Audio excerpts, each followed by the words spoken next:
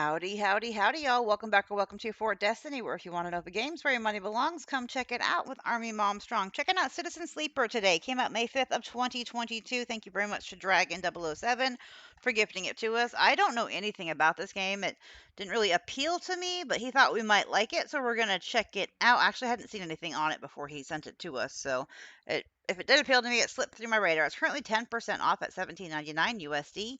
And Steam says role playing in the ruins of interplanetary capitalism. Live the life of an escape worker washed up on a lawless station at the edge of an interstellar society. Inspired by the flexibility and freedom of TTRPGs, explore the station, choose your friends, escape the past, or change your future. I mean, it does sound intriguing. I do like RPGs and stuff, so let's check it out. First look, first impression. I do have all the game sounds off right now on your side. Not on mine. They're very loud on mine because there's music and I don't want to get another copyright strike. So we have choose character class operator. An operator works with drones and high precision remote machines to perform complex tasks from a distance. Sleepers assigned to operator work are usually cerebral and precise people. So we can be an operator. Our skills will be +1 to interface and -1 to endure. Use strength or strength of will. We can be an extractor. Extractors work on resource extraction, often in hard vacuum environments. Sleepers assigned to extractor work are often confident, self-sufficient, and have a high level of endurance. So we have -1 probably intuition, and +1 for strength. And the extractor sounds more fun than the whatever the other one was. Oh, I've already forgotten. The operator. Words, brain, work. It's early in the morning. Start game. And I'll get y'all game sounds as soon as I can turn the music off. Can't risk another copyright claim, though, on things that are not my fault. Okay, where are you? Unknown items data. The first thing you become aware of is waking in the distance, or waking in the disconnect, sorry. The delay between thinking and feeling, between wanting to act and acting. Minor, almost imperceptible, but always present. It is at its worst when waking, when yourself has spent many dark hours recalling what it felt like to be real, to be a person, to be in a body that was indisputably yours. Think of that body. Forget that body. Let's think of that. Well, um, maybe we should forget that body if we're not in it anymore. Yeah, forget that body. You resist nostalgia. It is pointless, especially now. This is the moment to reach out, not curl inwards. This is your moment of escape, even if it feels immediately like you traded one prison for another, smaller, colder, lifeless. Reach out. You almost laugh, or you would if there was room or even air to do so. The walls of the container are immediately present, cold hard at your back and face cramping your limbs. You resist the desire to stretch, knowing that the claustrophobia comes next. Sorry, I was struggling there. And retreat a little from your central nervous system. It isn't painful, not like you used to know what pain is, at least. In emergency mode, it's a pain message delivered with efficiency and ease, a reminder that harm is imminent. There is no instant throb, no trembling nerves, just a warning delivered to the banal quality of a digital notification. Right now, there are thousands of them. Let's remember the plan. You mostly remember that it wasn't a good plan, but then your options were limited. And once you get the itch to get out by any means possible, it was either that plan or something much worse. It was at least simple: collapse the shaft, drift away into the chaos, slip into cargo processing, seal yourself into containers, then just hope the freighter left before you were missed. Some were lost in the shaft, others never found the meeting point. Only a few made it to the containers, but the freighter, as far as you know, left. That feels like enough. Enough to know that you might no longer be on the grim and heartless rock. Even if the airless hold of the freighter, you might freeze solid long before you reach any destination. We're going to try and rest. But you are restless. It has been a long time since you left. Surely weeks, maybe months. You are duly aware of damage to your legs, your right arm. You've been reserving energy as much as possible, but even then, your body has shut down many of its systems to protect you. You have spent much of that time asleep, knowing that anything else would be impossible to endure. You feel the weight of that impossibility begin to gather. It is time to sleep again, to nudge this false body into inducing delta waves in your emulated mind, and once again recoil into a dream of when you were once a person. Let's rest. Time passes, the cold creeps further in. You feel something. Warmth. Not true warmth, but the indication of its presence. Your joints release from their rigor. Sound, too, everywhere, screeching and shimmering so loud that your body ducks your hearing to protect its sensors. Then light, white as cold, then softer and softer until it's a haze of dirty yellow. A figure appears. You are out. Yay, we got out. Hot chocolate time. Okay, so the Dragos, the pragmatic salvager. Cryptocurrency stored in airwall sticks of memory known as data. Okay, so are we supposed to go here? It has been a few hours since Dragos pulled you from the container. You sit huddled in a corner of his scrapyard, swaddled in your reflective folds of a mylar blanket. You are slowly coming back to consciousness, back to life, and you stare at the ornately curving element of an improvised heater. You are surrounded by angular, incoherent lumps of ships, some corroded beyond recognition, others still carrying glassy wounds along with their edges, where a plasma arc sliced them apart. As you trace their shapes with forged eyes, you hear a voice. So, Sleeper, you all thawed out yet? Almost. Never seen one of you come in like this. New frames must have been better must have better perseverance in sub-zero vac. Seen more than a few of you frozen solid to hull plates or inside outer locks in my time. They weren't so lucky.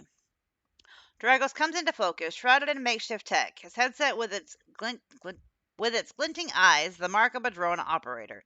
On his shoulder, one of the symbiotically linked drones perches, its rising eye locking you with an unflinching stare. Last living sleeper that came through this yard was a while ago. They didn't last long. You struggle to read his impression beneath the tech, but he seems lost in memory for a moment, or perhaps he's just figuring out what to do with you. Let's say what happened to them. He ignores your question. I won't ask what led you to do it. To sell yourself to a corporation, and I suppose you know you can't go back. Your old body, that's theirs now, and you are just software, a rogue emulation illegally possessing corporate property.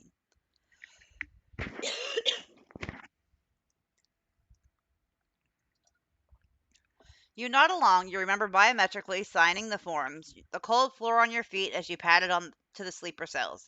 The promise of a life off world. But as you do, you get the now familiar sensation that these aren't your memories. These are things you know, but not things you feel. You are no longer that person. You are an offshoot, a copy. What you won't know is what's ahead. At least the last one didn't. There's no easy way to put that. The body of yours is falling apart. It's the same for any sleeper who makes it out. S&ARP wants to protect their property, but if they can't keep hold of you, well, then no one can. You remember that too, or at least rumors of it from the other sleepers. Planned obsolescence. A built-in dependence on the regularly administered supplements that were part of your routine. Stop taking them and your body begins to shut down. Separate from your emulated mind. How long has it been? How long do you have?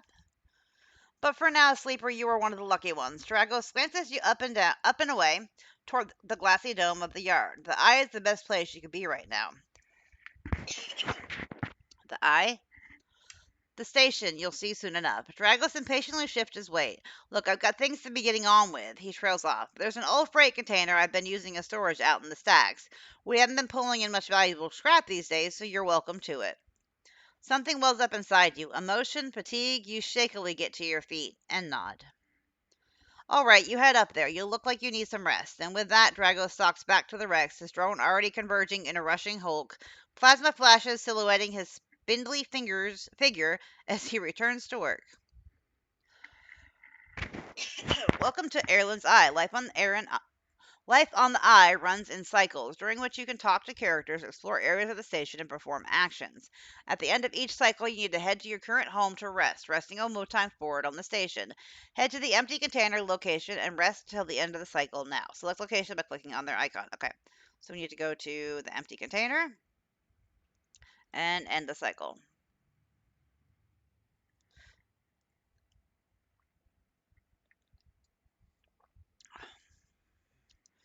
You wait curled up in the corner of the container and begin slowly assembling the world around you.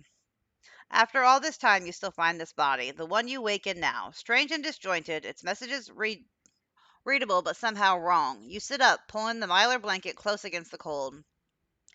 Here you are on this ruined station, millions of miles from anyone you know. Are you still in the system? Did any of the others make it out? It's impossible to know after all this. What matters? Building a new life. Maybe you did get lucky finding yourself here. Maybe here on the edge of everything, there's a life for you to build. But before you can build anything, you'll need to learn to survive. Maybe if you can do that, you can make a life for yourself. Dragos has left a few comforts in the container: the mylar blanket, the bedroll you slept on, a canister of water, a makeshift electric stove, and some faded sachets of some dis- desiccated powder. You thumb the power stud of the stove and begin to boil the water. The contents of the sachet smell like damp wood, and you sprinkle them into the liquid. As the pungent smell washes over you, images of your restless sleep come back to you. A ring like the station, but skeletal and ghostly, a web of threads pulling at your skin, a constellation of bright polygonal shapes like angular suns burning into your mind. There's something unpleasantly visceral about these images, and it's long after you finish drinking that they begin to fade. You tidy away the stove as best you can and try to gather enough energy to greet the day.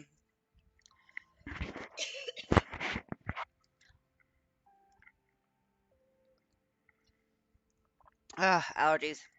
Tutorial condition, action dice, and energy.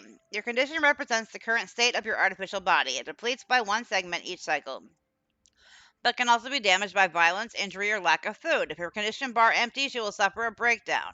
You'll have to figure out how to recover your condition now that you no longer have access to corporate pharmaceuticals that were keeping you alive. Action dice. At the start of each cycle, you roll your action dice. These dice can be used to perform actions on the station. The number of dice rolled is based on your current condition. The worse your condition, the less dice you have. Once you abuse your dice, you cannot take any further actions and must rest to recover them, ending the current cycle. Energy. You also need to eat to survive. This is represented by your energy bar. You can refill your energy bar by eating, but you first have to find somewhere to get food and currency to buy it. Your energy depletes by 2 segments each cycle. If it becomes empty, you will be starving, and your condition will deplete at a double rate per cycle. Okay, let's leave. Dragos has stood in the corridor when you closed up the container. He is still wearing his headset, and as in the harsh light of the corridor you realize it is implanted. A drone sits on his shoulder, its cache of sensor eyes rapidly arising. How are you feeling? Okay. The drone chirps. Good to hear. You notice that beneath the operator's rig, his skin is marked by burns and blotches. I know the container isn't much, but it'll keep you safe. He pauses. So I'm not going to chit chat too long. You well enough to work? I would say sure. All right then, he nods. At the yard, it's simple stuff. We hack these old hulls down, sell them off to the shipyards or the bright market dealers for cryo. Occasionally, we put out some tech, something with a bit more value, but most of what comes in is scrap. It's hard to find good hands here, but I figure as a sleeper you'll be used to the manual labor, and obviously I'll slip you a few chits of commission based off what you turn in. Chits? These. He pulls out a handful of small metal bars. Airwelled cryo, isolated from the market. It's what we use to trade out here. He stuffs them back in a pocket. He shuffles his feet nervously. Look, I wouldn't usually do this. In my opinion, you'd best be suited moving on as quick as you can. And sleepers, well, he trails off. But things being the way they are for me at the yard, he pauses. I need help. Let's say happy to. Okay, he pauses, thinking of something else to add. Look, just come down to the yard when you're feeling fresher. There's plenty to do. Will do. He nods distractedly and turns and walks away, the drone hopping along ahead of him. See you later, he calls back. Looks like it's time to get to work. Oh, this is a lot of reading. Okay, so we need to go to the yard. Actions are primary ways to interact with the world of Citizen Sleeper. To perform an action, click and drag your chosen action dice to the slot. Huh? Action reward you with clock progress, energy conditioner items depending on their outcome. There are 3 types of outcome: positive, neutral, and negative. 100%, 50%, 25, and 50 neutral. Okay. We got whole dissection, manual salvage. Okay, continue. Action displays information about their type, risk level, and skill and the modifiers that apply to that action. Type either critical or repeatable. Critical actions can only be performed once. Safe, risky, or danger. No close-up condition, energy, or cryo. Or no loss, sorry. Negative outcome means cryo or energy loss. Negative outcome means condition loss. Neutral outcome can mean cryo or energy loss. The skill of this action requires either engineer, interface, endurance, intuit, or engage. Modifier either 1, +1, or +2. This is added to the action dice when slotted and improve its value. Some actions, okay. Oh, wow. Even the rustiest hole can hide valuable components and materials. Extracting them means cutting carefully and skillfully. So this is risky. A debt called in. Dragos is tied up in something ugly, and if he misses a payment or two, things could go nasty. Back in business, every salvager knows that they are always just one lucky haul away from their next payday. And manual salvage. It's going to take some time to sort out and cut your way through the towers of salvage, but you are no stranger to hard labor. Can we do this one? Let's input dice and start action. Okay, tutorial clocks. Action often progress clocks. Clocks are displayed below the actions that fill them, and they track your actions and how they affect the world. Filling a clock means something good or bad is about to happen. Some clocks, such as the ones tracking Drago's debt, are cycle clocks. These clocks tick themselves once each cycle and can complete without player input. Any active cycle clock will be displayed on the icon for that location. Okay, so we did this one, so where's our stats? So this one's risky, but we have a good chance of doing it. It's 50% positive or neutral. Or can I do this one again? I mean, it's safe. Yeah, let's do that one again. In Citizen Sleeper, you unlock drives as you discover more about yourself and the world. Drives guide you in pursuing specific objectives depending on which path you wish to take. You can track drives, and any tracked drive will place a yellow marker on the location that will help you pursue your goal. Access your drive menu via the arrow button at the top left of the screen. Excuse me. Drives and navigation. You are now free to explore Ireland's Eye and make a life for yourself here. Try tracking a drive to help you survive. Look for food to keep you energy up and to recover condition. Fill clocks to progress stories and find new opportunities. And remember to end cycle at your home when you are out of dice. Okay, got it. So we got 10 cryo there and double plus. We got a positive outcome. I do want to do this risky one, but I want to do that on a fresh day. When we need to find a doctor. What is the chance of this? Ooh, 50% neutral, 25% negative. Let's risk it. We got a positive, back in business, and 10 more cryo. Okay, let's leave, because all we have is this, which is what?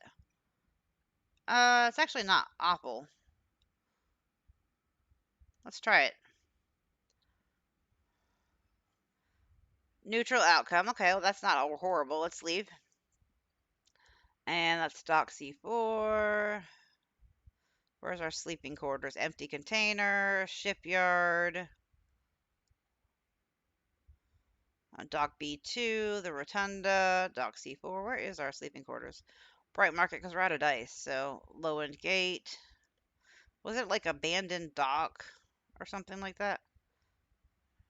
Or was it in there? Oh, they're empty container. You're home. And let's end the cycle. And I'm going to go ahead and end the episode here. Citizen Sleeper, y'all. Don't forget to like, comment, subscribe, and share. And as always, before I go, remember when gaming, have fun, play hard. Ooh, I think we died. I starved. This time you don't wake up. Instead of the ghost of the station, the shifting skeleton rings around you. I shouldn't have gone so with so many. When gaming, have fun, play hard, but in real life, be the change it was to see in the world. From the moment you are gone, absent from your own body, stretched out across the colorless void, then the connection begins to establish themselves, threads tugging on the edge of your mind. These threads become vectors of exchange and then extensions as you feel your thoughts slipping away down them, dissolving into millions of distributed nodes they connect to. You see the station. No, you feel the station, like a web of texture in a smooth black liquid. Let's observe it. Even though you have no eyes, no sight, you see, feel the map of the station. No, not the map of the station, but the map of its connections. It's a looped cloud with spokes and spires that jut out into space. It's an ingrown thing full of obsolete loops and severed pathways. It's a system, a map, a territory, all at once. You notice a tugging feeling pulling at you, insistently as if it were a small child. Somehow it is pulling you two different directions at once. You look down. All of a sudden, everything shuts off. You come back trembling in this unfamiliar body, both yours and not yours all at once. You find yourself standing in the container, eyes now open in the dark steel walls. You feel a change within you, a shift. You close your eyes for a second and you feel it's waiting there. A station slayed out across your mind, a storm of connection nodes waiting to be explored, and then it's gone. Oh, well, hey, we got a new day. Later, y'all.